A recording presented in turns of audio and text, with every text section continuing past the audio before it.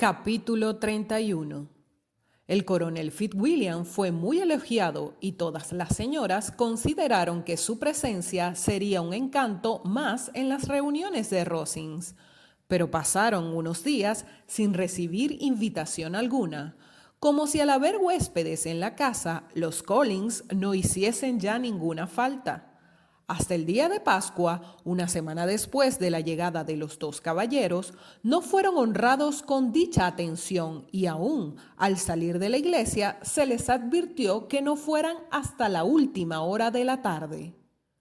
Durante la semana anterior vieron muy poco a Lady Catherine y a su hija.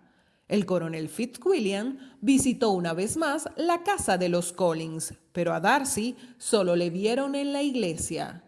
La invitación naturalmente fue aceptada y a la hora conveniente los Collins se presentaron en el salón de Lady Catherine. Su señoría les recibió atentamente, pero se veía bien claro que su compañía ya no era de tan grata como cuando estaba sola. La invitación naturalmente fue aceptada y a la hora conveniente los Collins se presentaron en el salón de Lady Catherine. Su señoría les recibió atentamente, pero se veía bien claro que su compañía ya no le era tan grata como cuando estaba sola. En efecto, estuvo pendiente de sus sobrinos y habló con ellos, especialmente con Darcy, mucho más que con cualquier otra persona del salón. El coronel Fitzwilliam parecía alegrarse de veras de verles. En Rosings cualquier cosa le parecía un alivio.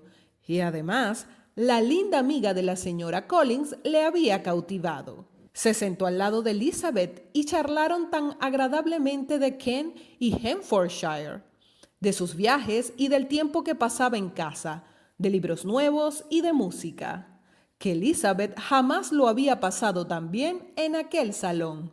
Hablaban con tanta soltura y animación que atrajeron la atención de Lady Catherine y de Darcy. Este último les había mirado ya varias veces con curiosidad.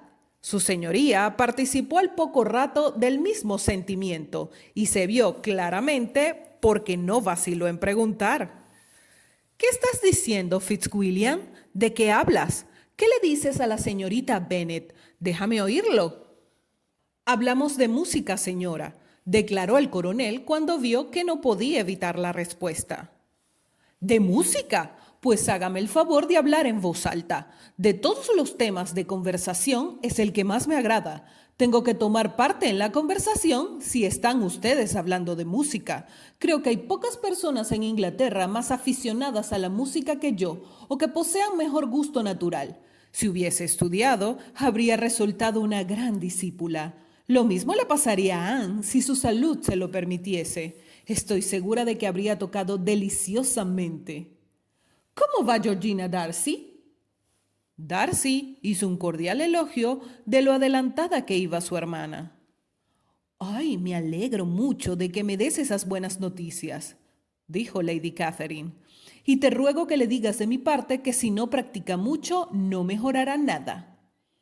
«Le aseguro que no necesita que se lo advierta, practica constantemente». «Mejor. Eso nunca está de más, y la próxima vez que le escriba, le encargaré que no lo descuide. Con frecuencia le digo a las jovencitas que en música no se consigue nada sin una práctica constante.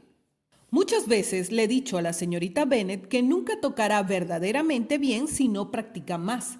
Y aunque la señora Collins no tiene piano, la señorita Bennet será muy bien acogida, como le he dicho a menudo, si viene a Rosings todos los días para tocar el piano en el cuarto de la señora Jenkinson. En esa parte de la casa no la molestará nadie». Darcy pareció un poco avergonzado de la mala educación de su tía y no contestó. Cuando acabaron de tomar el café, el coronel Fitzwilliam recordó a Elizabeth que le había prometido tocar, y la joven se sentó enseguida al piano. El coronel puso su silla a su lado. Lady Catherine escuchó la mitad de la canción y luego siguió hablando, como antes. a su sobrino hasta que Darcy la dejó y dirigiéndose con su habitual cautela hacia el piano, se colocó de modo que pudiese ver el rostro de la hermosa intérprete. Elizabeth reparó en lo que hacía y a la primera pausa oportuna se volvió hacia él con su amplia sonrisa y le dijo: «¿Pretende atemorizarme, viniendo a escucharme con esa seriedad?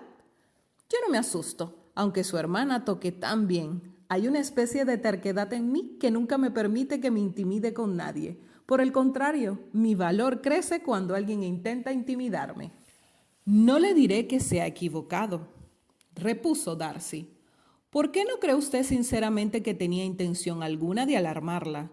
Y he tenido el placer de conocerla lo bastante para saber que se complace a veces en sustentar opiniones que de hecho no son suyas».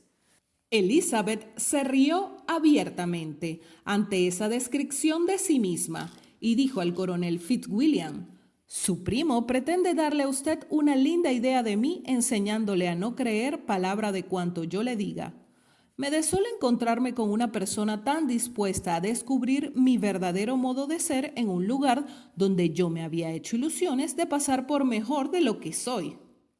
Realmente, señor Darcy, es muy poco generoso por su parte revelar las cosas malas que supo de mí en Hertfordshire.